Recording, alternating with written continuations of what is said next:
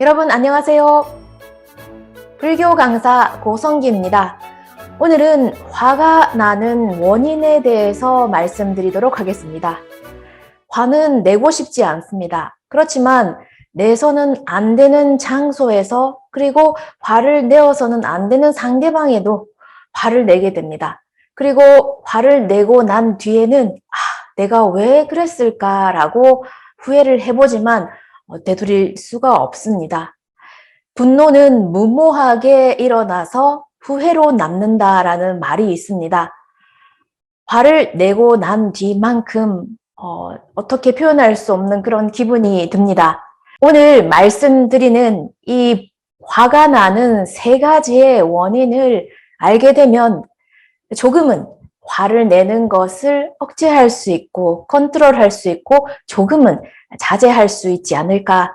그리고 내가 화를 낼 때뿐만이 아니라 상대방이 화를 내고 있을 때도 상대방은 왜 화를 내고 있는 것일까 조금은 객관적으로 볼 수 있지 않을까 생각이 듭니다. 화가 나는 첫 번째 원인은 내가 옳다고 생각하기 때문입니다. 내가 옳다? 틀린 것은 상대방이다. 이렇게 생각할 때 우리는 화를 냅니다. 예를 들어서 어떤 부탁을 아니면 지시를 상대방에게 내립니다. 그 지시를 상대방이 부탁을 내가 한 대로 그대로 하지 못했을 때 우리는 화를 냅니다. 왜 내가 말한 대로 내가 지시한 대로 하지 못하느냐고 상대방에게 화를 냅니다. 하지만 여기서 한번 생각해 볼 필요가 있습니다. 정말 항상 내가 옳은 것일까요? 화를 내게 되는 첫 번째 원인은 내가 옳다고 생각하기 때문입니다. 내가 옳다.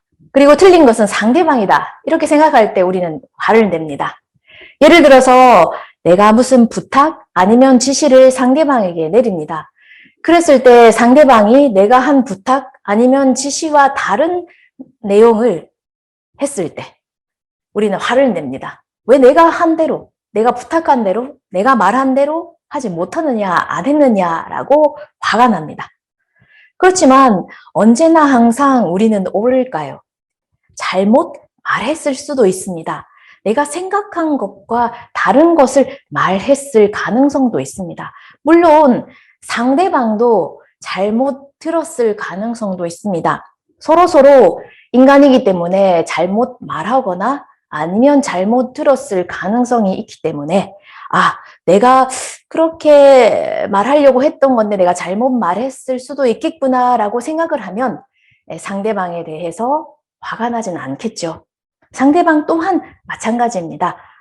내가 잘못 들었을 수도 있겠다라고 반성을 하게 되겠죠.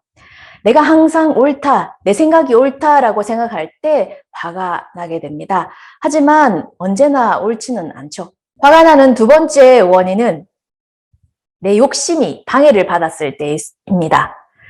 욕심이라고 하는 것은 내가 이렇게 하고 싶다, 저렇게 하고 싶다, 이렇게 되면 좋겠다, 아니면 이것이 내 것이 되었으면 좋겠다라고 생각하는 욕심입니다. 탐내는 마음입니다. 그 중에 가장 알기 쉬운 욕심이라고 하면 이 명예욕을 들 수가 있습니다. 명예라고 하는 것은 또 달리 말하면 프라이드, 자존심을 말합니다.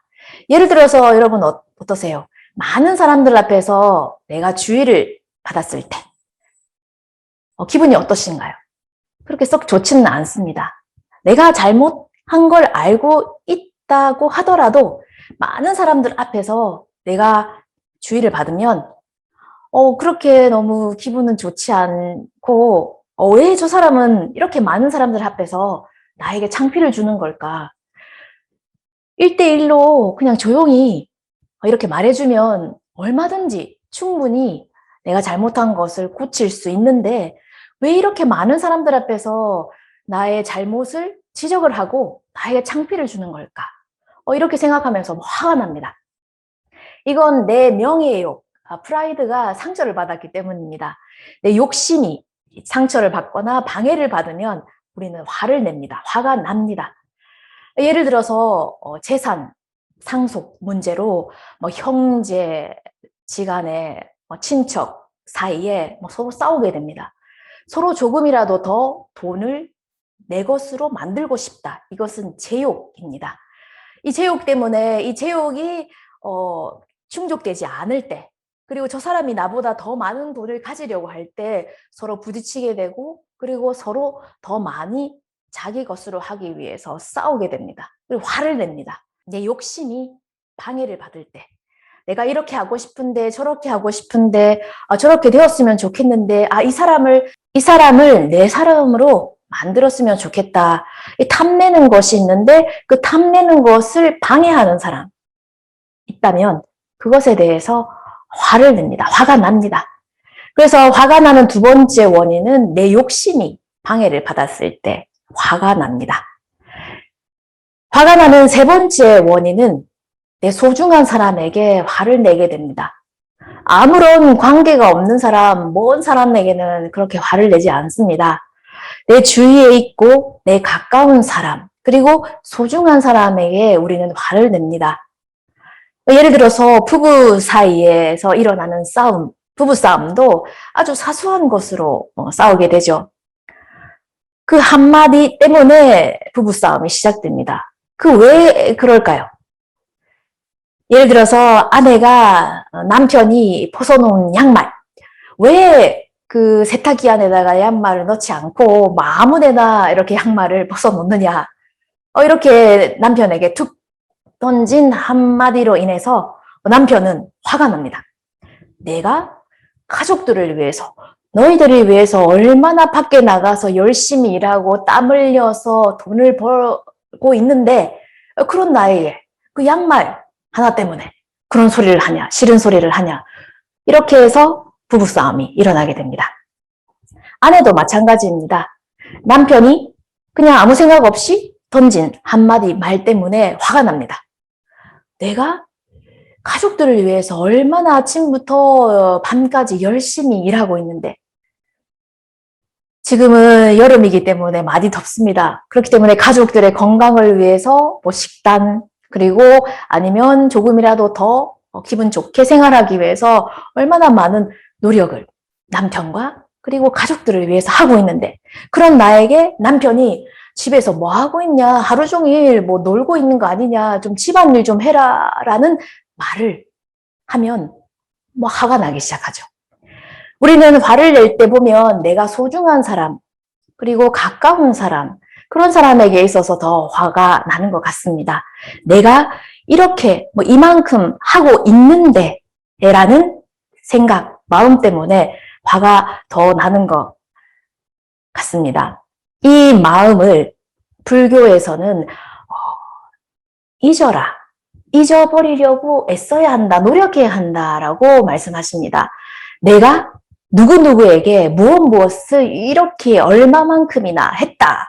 이것을 잊어버리려고 노력해야 합니다. 이것을 불교에서는 삼윤공이라고 합니다. 세 가지 것을 잊어버리려고 노력을 해야 한다. 그렇지 않으면 언제까지나 기억을 하고 있으면 내가 가족들을 위해서 이만큼 열심히 고생해서 돈 벌고 있는데, 하고 있는데 이 생각 때문에 조금이라도 자기 마음에 거슬리는 말을 듣게 되면 화가 나기 시작합니다. 화는 내고 나서 왜 내가 그렇게 화를 냈을까라고 후회로 남는 경우가 많습니다. 그렇기 때문에 화가 나는 원인을 알게 되면 화가 날 때, 화를 내려고 할 때, 그때 자기 자신을 뒤돌아보고 반성을 하고 지금은 화를 내서는 안 되겠구나. 조금은 자제하는 마음이 조금은 생기지 않을까요? 그리고 화를 낼지라도 그 내고 난 뒤에 내가 왜 이렇게 화를 냈을까? 자기 자신의 마음을 들여다보고 나는 어떤 마음에서 화를 낸 것일까? 뒤돌아보고 반성할 수 있는 계기가 되었으면 합니다. 앞으로 이런 석가의 가르침을, 석가의 말씀을 통해서 전해드리도록 하겠습니다. 오늘은 화가 나는 세 가지 원인에 대해서 말씀드렸습니다. 조금이나마 도움이 되셨다면 다행입니다. 구독, 좋아요 부탁드립니다. 감사합니다.